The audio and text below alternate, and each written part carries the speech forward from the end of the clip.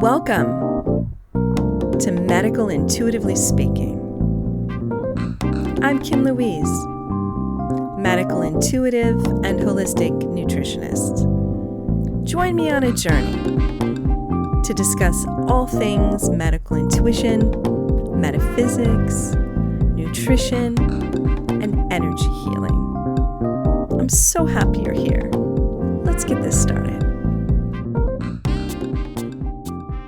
Well, hello everyone. Welcome to the show. Today I have a wonderful guest on, and it is Angela Della Fiora Ford. She was born and raised in Western Pennsylvania. She received a bachelor's degree in political science, and for over 32 years, she had worked for the intelligence community in Washington, D.C. The Defense Intelligence Agency hired Angela in 1986 to participate in the Stargate Psychic Phenomenon Program, where she worked as a remote viewer for 9 years. Her groundbreaking work in remote viewing and identifying spies using psi phenomena has helped advance the understanding of human perception and has been recognized as a valuable intelligence collection tool in national security. Angela retired from federal service in 2010, but in October of 2024, she was inducted into the National Security Agency's Spy Museum. Angela currently works with Dr. Ed May on projects at the Laboratories of Fundamental Research in Mountain View, California. She also teaches at the Monroe Institute in Faber, Virginia.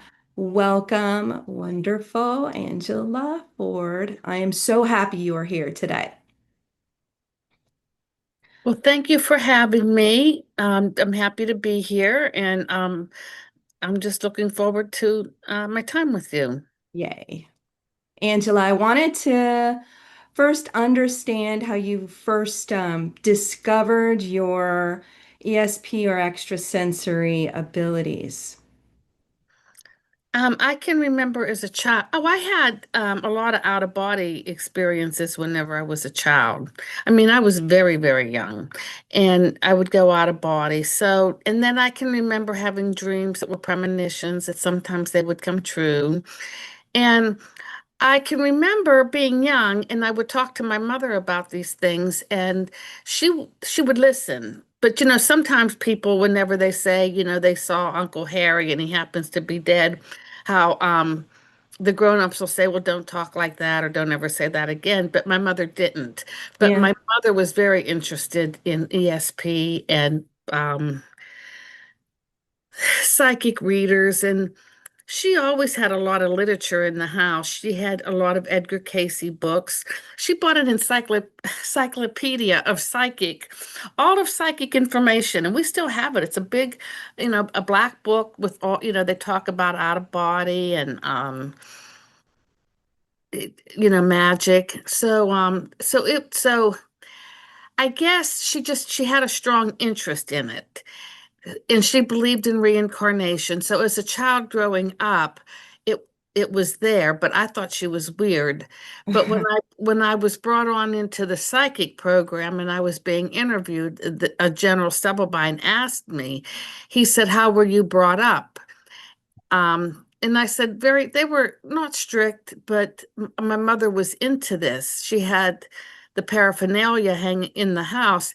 And he said that allowed you to it allowed me to be able to explore it. It was there for me if I wanted it or not.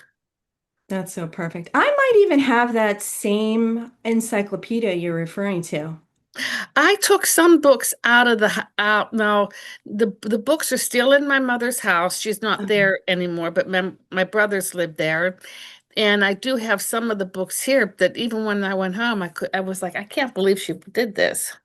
She bought Oh, this. that's so great. It's great to have a supportive family on that. So your mother was psychic. You mentioned you have a twin sister named Louise. Was she psychic as well? Oh yeah. Oh yeah. Wow. What about your father? What about your other family members? Um, well, We always, well, I thought, see, my mother didn't know she was psychic because she had a strong interest in it.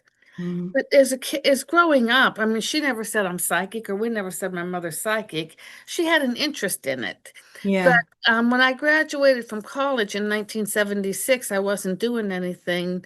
So I took an ESP class at night. It was one of those university night classes where you pay like yeah, $35.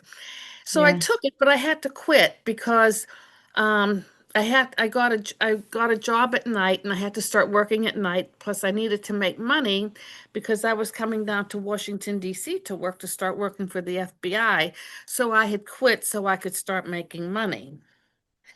And but when I came down to Washington, D.C., it must have been years later. My mother had called me up and she said her and her friends wanted to take a class one fall. They didn't know what to do. And I said, take the class that I took. The man's name was Dr. Bordis. I said, take his ESP class. And yeah, she did. And I think that's when she opened up because she was good at psychometry, taking people's objects, yeah, watches or rings, and yeah. telling them about whoever owned it. So that really opened her up. And so she was very good. She was very good. And then I had studied from a man by the name of Fred Mansbridge in Alexandria, Virginia, who also traveled to Pennsylvania and gave classes. And my mother took classes from him and she said she was very good. So she was psychic.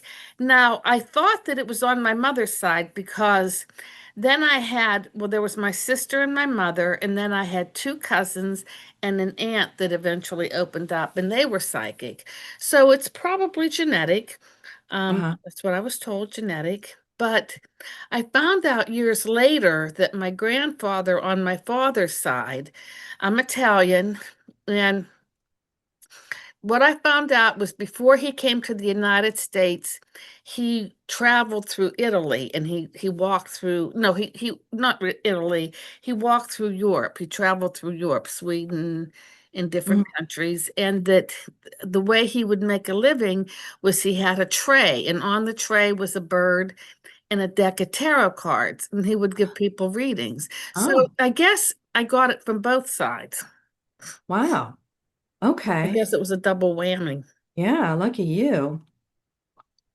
Regarding your path into the government's remote viewing Stargate program, did you seek that out or did they find you? Well, it was a special access program, so you had to be read on to it. So I was working for FBI, then I worked for Yeah. Army Intelligence, and I didn't find out about and I started working in, 1978, 79. I didn't find out that they had this program until 1984. Oh, okay. I mean, I didn't know they had it. And then um, Army intelligence had a command, and it was run by a general. And in the military, you people rotate; they don't stay in one place. So a general may have been ahead of this Army intelligence command, but after 2 or 3 years, he leaves. Then Yeah. another man comes in, and he stays 2 or 3 years, maybe 4 years, and then he leaves. Hmm. So this was going on all of this time, but there was one general that came in, I believe, in maybe 1982 or 83, but he had an interest when a general came in and he became the commander of Army intelligence, he inherited the remote viewing program that was put there by the joint by it was okay by the Joint Chiefs of Staff and with congressional approval. So whoever came in, they inherited the program. Right. Whether they believed it or not, whether they liked it or not, it was part of their command. Uh-huh. Now, one man came in and his name was General Stubblebine. And I don't know when he came in, if it was 82 or 83, but General Stubblebine came from the Army Training Command, and General Stubblebine was interested in more than remote viewing. He was interested in spoon bending. He had Colonel Alexander that worked for him and Colonel Alexander would give demonstrations of walking on fire. So their mentality was that they wanted soldiers to say that, you're more than your body, and they encouraged people to use that sixth sense. So Yeah. it was at that time I had found out about the program, because Yeah. he was more verbal, or more saying who's ever interested in this to go and see him. And that's how I found out about it. Okay, so you approached him. I guess in a way people knew him. Yeah, I would say Oh, okay. Well, that. that's I guess I perfect. seeked it out because I found out it existed. Yeah. Well, perfect. And then I'm curious. I know you had mentioned in previous interviews that the government used to use Myers-Briggs, the personality testing, to determine the best fit, people with the best fit of the Stargate program. What Myers-Briggs personality type are you? I'm the one that like the least percentage. It was intuitive feeling, but INFJ? INFJ. INFJ, judging, and then think, sorry. Yeah, feeling and then judging. Yeah, I am an INFJ as well, so I understand you. Yeah, like we're the least understood because there's not many of us. That's right. But That, um, but that really wasn't a good test to see if everybody. Now that's how the military tested. They felt that they had this um, psychology test, but actually the scientists at Stanford Research Institute yeah, and Rhine and Rhine, or the Duke University in Princeton, they were testing much better. This was very rudimentary. Plus, yeah, the yeah, military, they always felt that the person that had the perceptive personality was a better remote viewer. And so if anybody had came up with that perceptive personality, they'd, oh yeah, they're gonna make, oh yeah, they're gonna make a great remote viewer. But what they found out was they did a test with airline pilots, and the pilots that were perceptive, they would test them, and they would go into the cockpit, and whenever they were to understand how the plane worked, they would pick up a manual, and they would go, they would follow the manual on how you're supposed to operate this plane. yeah, Then, when they brought the judging people in, the judging people didn't pay attention to the manual, and they were just doing, looking around, looking at that. They were doing their own thing. And what they found out years later was that if the plane got in trouble, it was the judging personality that could think how to get the plane out of trouble. It wasn't the perceptive people. And then what they found out in remote viewing, that the perceptive personality, the reason they thought they were good was because they followed the rules. So they were showing good results in a short period of time, and the judging person wasn't paying attention, and they were kind of feeling themselves around, and then all of a sudden when they got it and they were good. But yeah. that didn't so that really wasn't it wasn't a good way to measure. And No, I it, don't think the scientists appreciated it. yeah, they use it in the corporate environments, you know. But and I want to say that I saw a Joe McMoneagle interview where they based a lot of the choices on those who had sort of intuitively navigated danger. Oh yeah, he was the front man. He was in Right, Vietnam. He was right. the front man. And that if you're the front man and you're going out to battle, it's just statistic wise, you don't, you're not going to last. Yeah, You yeah, know, you know, yeah, they're always the ones that get killed first. Well, here, Joe always came back. So then once somebody once somebody has a track record of always coming back, then everybody wants to go with them because, and I think they watched Joe, and I think instead of turning right, he'd turn left. They right. had that sense, and I think that's how they identified Joe. Yeah, well, that makes total sense. So many listeners right now may not be aware of the concept of remote viewing. So do you mind defining it? Remote viewing is nothing more than ESP. Hmm. And there were two scientists that studied at Stanford Research Institute, and they were studying psychic phenomenon. And so they were watching people. I guess they would give them put a picture in an envelope and then and then the person was supposed to access and describe the picture in the envelope. And then they would do statistics. The scientists love statistics. And, the higher the statistics, then it wasn't by chance.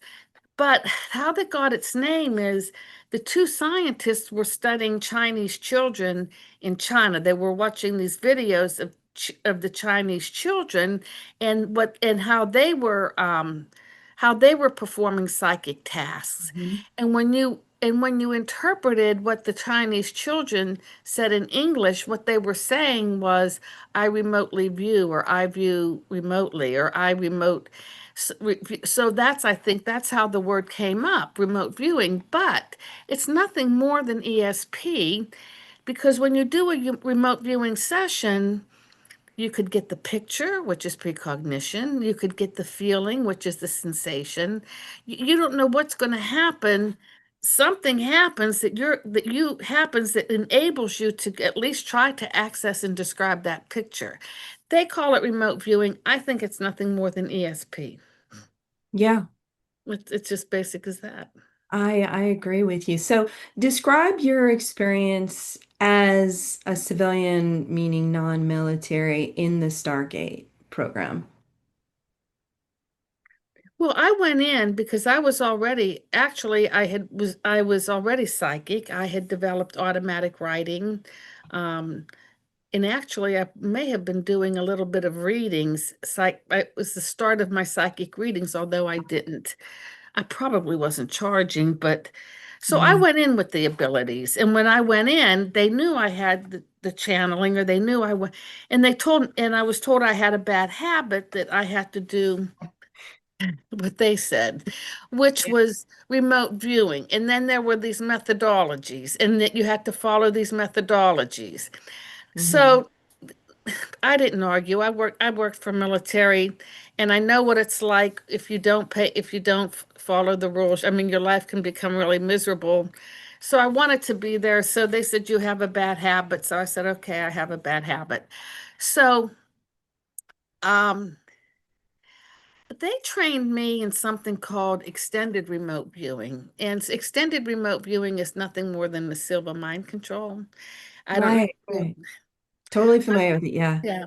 I Yeah. was waiting for my clearances to be once I was offered the job, my clearances had to be passed from Army to the Defense Intelligence Agency because the general who was the head of the remote viewers, he retired. Uh-huh. And I think that the Army was losing its support at the Pentagon at the Joint Chief of Staff levels. So Defense Intelligence Agency just came in and picked up that went to Congress and said, we'll Uh, take the viewers because they were strong. The Defense Intelligence Agency was strong on the research side. They were doing a lot of research, and they went to Congress and said, don't dismantle it, just give it to us. And so it took about a year to move. It took 80, the general retired in 1984, 85, they did the change, and I was in 1986. But because it was in another agency and not Army, my clearances had to be passed. So I uh, was waiting for my clearances to be passed, and I just picked up the Silver Mind Control. I said, I'm going to read this book since I'm going to be a psychic. And actually, mhm. that's what it was. You kind of put yourself in a self-meditative state, Uh-huh. and you just see a picture, and then you come back and you describe the picture. You can either write a report, you can draw, you can do both. Right, right. And the silver mind, it kind of teaches, the silver mind control kind of tells you, well, turn on the TV and what do you see? And then when you're done, you turn off the TV. Something like that. Yeah. Yeah. So yeah, anyone can get the book. Yeah, it's like And $14, yeah, $12. So yeah. that's what I did. And that's what I did. And then about a year and a half after I was there, management changed. And so Mhm. some people retired and new people came in and they didn't care if I did the channeling or not. So I did the automatic writing and actually it was good at locating. It was good at finding things. Yeah, yeah, we're gonna talk more about that. So, have you ever received, or excuse me, experienced a remote viewing target that actually pushed back or resisted, or who was aware that you were viewing them? No. Never experienced that. Okay. No, because no, because because we at the Mhm. time I guess the only people that were using remote viewing like we were was the ex-Soviet Union. Oh, okay. And when we were spying on them, we weren't spying on the remote view. We didn't care who the remote viewers were. We needed information, like there's a building there. What's inside that building? What are they doing? What are they building? A lot of the ex Soviet Union, we were looking at technology. What are they building? What are they doing? Oh, I see. So it's not like you're in a remote viewer. They don't have any stat. I mean, if I'm going to remote view a person, I remote viewed Gorbachev, his minister, his cabinet. I'm not going to care about no lowly remote viewer. But we I wasn't I mean, our time differences I mean, we had a time difference. I was probably remote viewing tasks, some things in the Soviet Union while the psychics were sleeping. And they could have been looking at our stuff while we were sleeping. There was none of that. Oh, okay. There was none of Okay. that. That's And good. there was and even if there was, I mean, that really wasn't the mission, and it wouldn't have done any good anyway. We were after other information that was more important. Oh, I got you. And then can you share a moment from that time when your remote viewing had produced something especially surprising or significant results? Well, I guess that was the joy. Well, I worked hostages. I did the American. There were hostages in Lebanon. If during that time, the Yeah. Hezbollah. We had Terry Anderson, Terry Waite. They had uh, kidnapped Higgins, which was a U.S. Marine. I think that was the way and then there was the Charles Jordan case, the Mhm. customs guy Oh, that right. You're we right. found. Yes. Do you mind? Can you go a little bit into how you located the hostages and just a little bit more information on that? And then the Lowell versus Level. Well, okay. Yeah, yeah.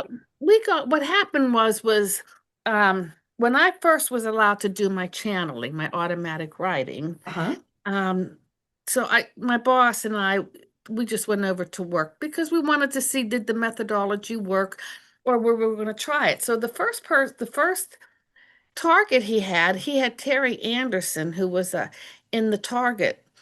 And I don't know what I said, but I said that the man was in another country, but he didn't really live there. That he was under stress or duress, but he would eventually return to the he would be fine. I didn't know who it was. So it ended up being Terry Anderson. Well, that was pretty good. So my boss said, we're going to keep doing this. Mm. Well, we got the names of these other hostages and he'd say, "No, where's this one? Or where's that one?" And then we went into the health statuses of so I can remember there was one hostage, his name was Pohil. I said he had a sore throat. Well, here he came out with throat cancer. Oh. Now, Mm. this is what was happening. This was during the 1988, 1989 time period. Hmm. The U.S. intelligence community had no way of collecting information on the hostages in Lebanon because it's a very mountainous area. So you couldn't get signals down there. You couldn't get the AWACS planes down there to collect signals to come back and interpret it. And you couldn't get imagery. The only way you could get information were spies on the ground. And I think Clinton took the spies, he wanted them home because it was a very dangerous area. So we had hostages in there along with other NATO countries, Hmm. and but there was no collection method. So when I kind of came along and we're saying, well, we think they're here, we think they're there, the analysts grabbed it.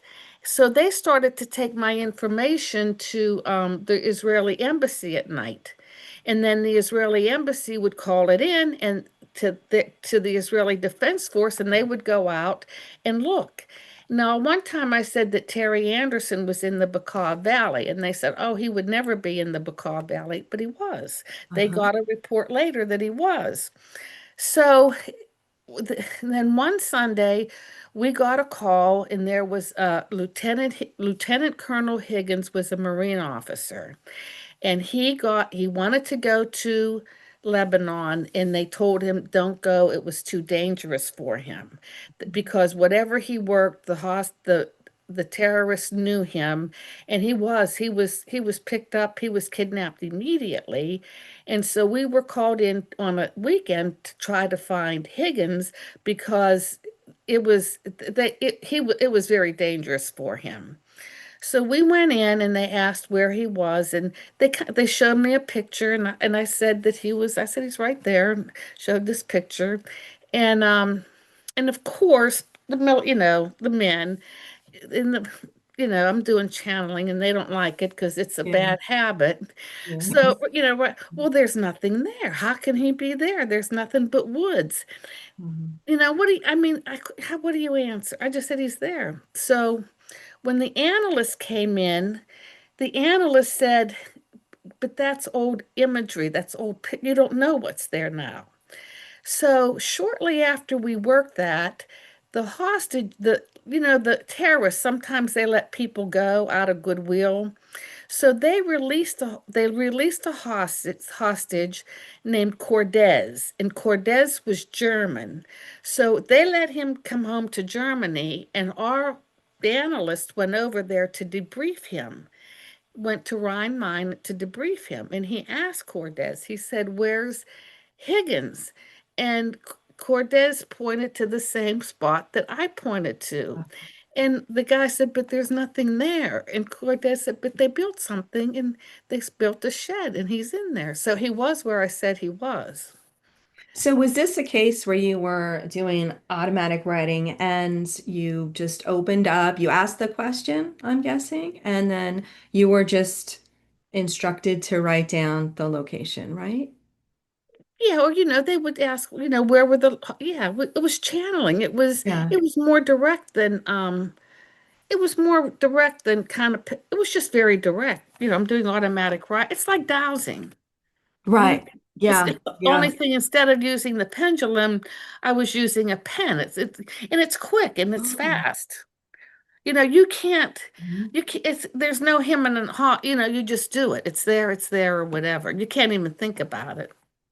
Well, kind of if you're dowsing, right, you have to douse with a map. So you've got to have somewhere on the map, right, a starting point. But using a pen and automatic writing, having it, I guess, download in your head, and you're actually writing out the word, Yeah, yeah, we're writing it out the feels a little word. more advanced to me. I know it's of the same ESP, but it seems more exact. It's verbal. It's very Yeah, verbal. yeah. It's pretty incredible. And it's verbal, where the other ones are more when you're asked to access and describe something, your mind opens up so you can see it. Uh-huh. But if you're asked where is something, your mind has to close up and say it's there. Yeah, it's pretty I mean, incredible. when you do a search and somebody wants to know where somebody is, if you did it like in the the way that they did pictures, you would say, oh, well, you know what? There's a tree and there's a river, and that's where the person is. Well, a tree, that's where the person is. Well, a tree and a river can be anywhere in the world.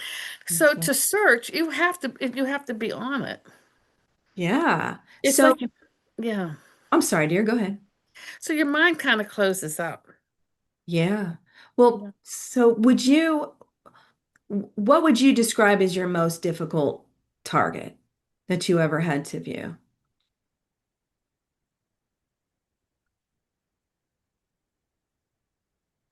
I don't know because they were all hard because I never knew anything and they were They were all all hard. hard. Oh, okay. I mean, you just don't, you just kind of get tasked and you just have to go with it and you don't know anything. And you Right. don't know. And you mean sometimes you feel good and you think, wow, maybe I did good. And then you do really bad. And then sometimes you walk out so confused and you're like, what happened? And then it's really good. So it's hard to gauge. I mean, it's hard. It's very, very difficult. That's why when somebody says, oh, yeah, I'm good and I get 99%, I'm like, good for you, but I doubt it.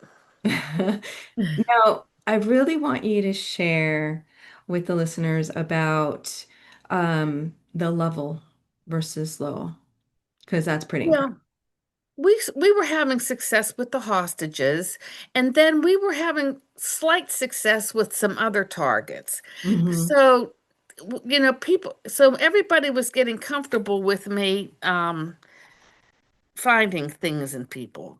Well, Charles Jordan, he was on the 10 most wanted list. He was a customs agent that went bad. I guess, did he keep the money? He didn't give up the drugs. He kept the money. He was on the take. And there was a TV program called The 10 Most Wanted, Hmm. and he was on the 10 Most Wanted list. Now, because he was on the 10 Most Wanted list, this was an unclassified case. So when it came to us, it was unclassified. It didn't come through classified channels. A customs high official talked with Dr. Verona, who was a high official at the Defense Intelligence Agency, and said, do you think your people can find this man? So I went into the room with my boss and with the secretary because she always kept notes. And I said he was in Lowell, Wyoming. And I said Lowell. Well, my boss was born in Lowell, Massachusetts. And he said, are you sure you don't mean Lowell, Massachusetts? And I said, no, it's Lowell, Wyoming, because I was getting, like the Wild West, the cowboys, the horses. I wasn't getting a Massachusetts type feeling. So I said, no, it's Wyoming. And my boss said, and my secretary said that she said Wyoming. So my boss said, well, I don't know of any Lowell, Wyoming. Well, we didn't either. So there was a book there. There was a book and there it was an atlas where every page you turned. So he went to Wyoming and he started to turn the pages and he said, there's a Lovell, Wyoming. And I said, well, that's close enough. That has to be it. And I said, well, just say Lovell, Wyoming. And you could tell he was kind of flustered. I don't know if he believed me or not because it came out so quick and so fast. And and also too, it's the government. They want report writing. They want more information. But I knew intuitively to stop. If I go any further, I'm going to be wrong. So Uh-huh. he was kind of pushing a little bit for more information, and I didn't let him. Then what happened was I started getting this whole feeling of Florida and the Caribbean and the drug and that whole drug feeling. And at that point, I said, I've got to get out of here because I would change the man's location to Florida or the Caribbean. So I didn't know what was going on, but all I knew it was just better to stay with the initial information because other information started to flood in and I didn't know whether or not to trust it. So I said, I'll just say he's in Lovell, Wyoming. Well, of course, whenever the information was brought to um, the customs executive that worked for customs, everybody had Charles Jordan in the Caribbean, in Florida. And my boss said, we have one person who's very good, and this person said that he's in Lovell, Wyoming. And they said he would never be in Wyoming. He wants the warm weather. So now I would say about 3 weeks passed, and maybe 3 or 4 weeks passed, and they were pushing me to work it. And I really didn't want to work it. Because either he's there or he isn't. What more can you say? And it's a unpopulated area. Send an FBI agent up there, start looking around. To me, I was done with it. I was, but there was one of my bosses came down from headquarters. It was Dale Graff, and I think he wanted me to write it. They were hinting around, and I thought, well, if you traveled the whole ways from DC to come down, I guess I'll do another session. So I did another session. It may have been 3 or 4 weeks later, maybe even been 5 weeks later. And I went in and they go, "Where's Charles Jordan?" And I said, "Well, if you really want him, you better go get him now because I felt like he was traveling west of Lovell, Wyoming." And I explained a hotel where he stayed. I said it was near an Indian burial ground. Um, Um, and so they were so happy, so they took the information and they took it to customs. And the customs man said, as we are speaking, Charles Jordan is being apprehended 100 miles west of Lovell, Wyoming. So everybody was happy. And we were like, oh my goodness, we were like, good for us. So I thought that I said, I want the reward money. And right. they said, Yeah. but we were told that there was a security guard at Yellowstone National Park that saw him, and he identified him as the fugitive. So we didn't get the credit on it. So that was that. So now this was in 1988 or 1989, Um, and the program had closed down in 1995. Oh, 1995. Now it's 1995. The BBC gets a hold of this case because it's an open case. It's not classified. And the BBC in England gets a hold of this case, and they travel here to the United States. And I met with them, and my boss Dale Graff, who lived 15 minutes from me at the time, met with them, and they wanted to know all about the case. Well, they came back a year later, and they did a reenactment of the case in June 1995. So I think the BBC probably found out about the case maybe like 1990, earlier, 1993, but they came back and there was a reenactment done in June 1995 or 1996. Well, the custom guy was there, the customs agent was there, and my boss, Dale Graff, said something like, it's a shame we didn't get any credit for finding him. And the FBI agent said, "Are you kidding?" He said it was because of you that we found him. And they said we never believed he would be in Wyoming. And they said about 3 weeks after I said he was in Wyoming, he sent his mother a picture of himself to show proof of life. yeah. And that in the picture that I think there was a truck, they said, that had Wyoming license plates. And they said it was at that time that they started sending pictures. They just inundated that whole level area of pictures of him. The FBI was just sending pictures everywhere to police agencies, security guards, and they said it was because of me that they found him. So there I was. The program ended, years later, and that's what I found out. It's incredible. But It's, that's how I guess intelligence works. yeah. Well, That's how it works. I'm glad you got that credit. In your opinion, do you feel that all the information is basically out there in the ethers? And that we're just kind of I antennas? think, Yeah. but there's sometimes I always say if I can get the information, I'm going to tell you. But sometimes I can't get the information. And sometimes information's not given. And I feel that's on purpose too. So I don't know. I mean, I think that information's out there. We can tap into it. And, we can, I would say most of it. But sometimes I feel that maybe sometimes information isn't given sometimes. Like there's still something managing it all, or there's a reason behind it. There's a reason why you're not getting it. So There's that's a what, reason if I behind it. can get it, you'll have it. But if I can't get Right. it, now, Mhm. um, I find that when people are very private, they're very difficult. If somebody's very private, they're very difficult to read. Right. Well, that makes total sense. Have you ever done healing work? Yeah, I've learned a little bit of healing modality, chakra balancing, auras, Oh, okay. balancing auras. Yeah. Now, do you do that on animals, on humans?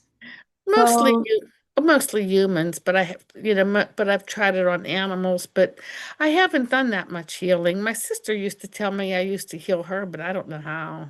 Oh, wow. Okay.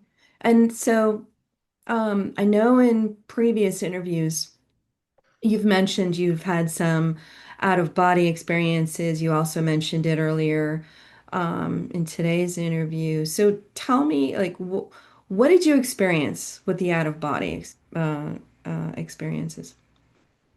Well, you just go out of your body. You kind of look, you can see yourself laying down.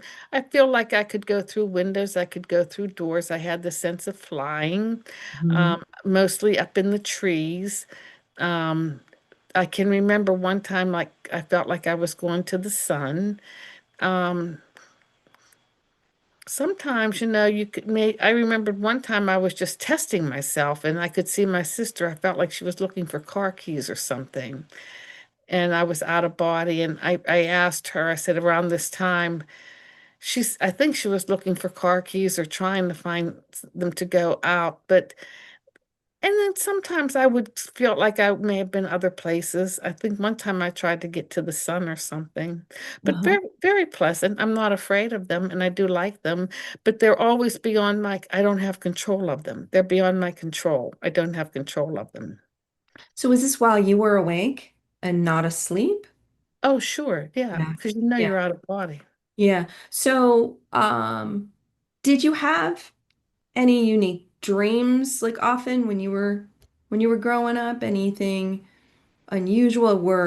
Did you find that things were coming out of the ceiling or the walls at you? Did you have any night terror, anything of that nature? No, You didn't experience that. Okay. no, I like going out of body. I, Just I can remember levitating a couple of times too. really. But I think when I levitated, it was for a short while, but I think I feel something in my brain. There was a mechanism in my brain that Mhm. either was opened or something that allowed me to do this for a very short period of time. Gotcha. Um, what have your ESP experiences revealed about non-locality or the interconnectedness of the universe? Okay, ask that question again. So, what have your experiences revealed about non-locality, or in other words, the interconnectedness of the universe? Do you want me to give you an example? So, Yeah, and like, non-locality would mean um, you can remote view anywhere in the world and any time, yeah, that's and true. That's any like true. in the past, in the future, that sort of thing. Did you have any revelations about that at all in your experiences? No, because I knew that you could, no, because I knew you could see the past and you can see the present because the footprint's there. The future's hard to see because it can change. I see. Okay. But Okay. yeah, the present and the past, the footprint's there, so you can read it. Yeah. And but the future's a little bit hard because it can change. Have you been tasked to do something like that to try to be the future? Oh yeah, all the Oh, you time. have. Oh, okay, got you. Now I know you've taught others to develop their intuitive skills, what is one simple practice our listeners can try? Meditate. Meditating. Meditate. Oh, okay. I think meditating is the best thing people can do. It just opens them up. It just opens them up there. It's like their body becomes like a river. It just flows and synchronicity starts happening in your life. And when you recognize synchronicity, then you know you believe in something higher than yourself. And then things just open up. And that's what I always say, meditate. Gotcha. And you can also go online and get remote viewing targets, and you can meditate to try to access and describe those targets. You can go online and write in remote viewing targets. And there's two websites that I found that you can click on a button and there's a picture and then remote view it and then come back for your feedback. But I think meditating is the best because it gives you impressions, you can get feelings. So I think that's the best. Hmm. Any particular kind of meditation that you would suggest, or like any length of time to do it for? Um, I think whenever you go down and you start trying to access and describe some like a picture, it may take 3 or 4 minutes to kind of get comfortable, and Uh, then you start seeing impressions, and then when you stop seeing the impressions, then it's done. Because when you do these remote viewing targets, they're mostly outdoor targets. And so it's sort of like, your mind will get in there and you'll get the impression and then you just come out. There's nothing to hang around about. I mean, you get the picture or you don't. There's nothing to really, you don't have people talking. It's not, you just go in, see the picture and come out and just say, this is what I saw. I gotcha. Are you working on any new projects? Are you writing any books? Are you teaching any upcoming I classes? teach classes. Uh-huh. Um, I'm teaching a class August 18th. I'm starting a class on September. I think it's the 17th. It's that Thursday. I just had my children's stories. I'm getting sold to Banagher Oh, yeah. Yeah, congratulations.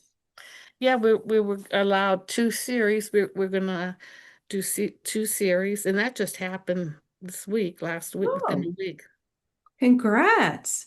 And so the classes you're going to be teaching, is that at the Monroe? No, I do that on Zoom. I do Oh, it on Zoom. They're my own classes. I teach remote viewing one, and uh-huh. I do remote viewing two, which is a little bit more difficult because we do military sites, um, and then we do locations. So it's a little bit more advanced, but we do the remote viewing one. Mhm. So how would one sign up for that?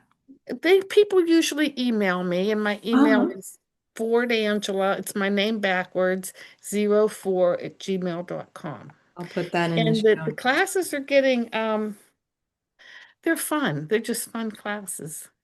It sounds fun.